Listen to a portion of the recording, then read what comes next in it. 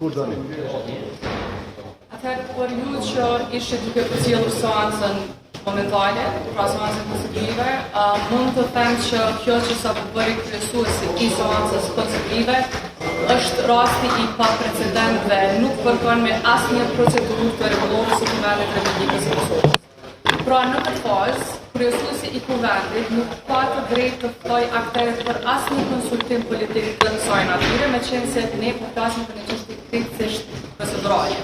Ajo që ai mund të bëjë në këtë fazë është ose të përrasë dhe njëherë të formohet komisioni dhe partitë politike të dërgojnë anëtarë të komisionit për verifikimin e mandateve të deputetëve, apo ta rishqyrtoj, apo themi ta riqes në votim apo në rivotim raportin e djeshëm, por jo të ftojnë në konsultim të tij. Andaj edhe përfaqësuesit nga Liga Demokratike e Kosovës tani shkuan në këtë takim të thirrur, pra jo procedural dhe jo të rregullt, që ta adresojnë pikërisht këtë çështje.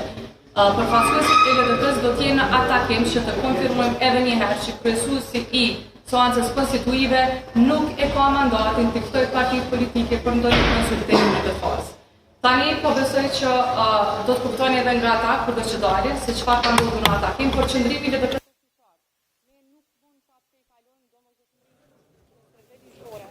të kërkesës për një dorëheqje para betimit.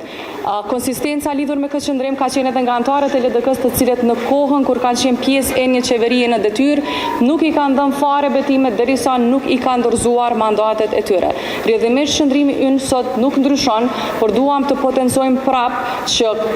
personat të cilët po dërgohen nga qeveria në detyrë tanishme të kryejnë punën e tyre edhe si kryesues të Kuvendit, dukshëm që nuk i kanë të qarta as pozicionimet e tyre, të cilat vijnë nga rregulloria e punës së Kuvendit të Republikës Kosovës. Pra, e vetmja gjë e pa precedent mbetet mënyra se si këta vazhdojnë të sillen me rregullorën e Kuvendit, me ligjet dhe kushtetutin e Republikës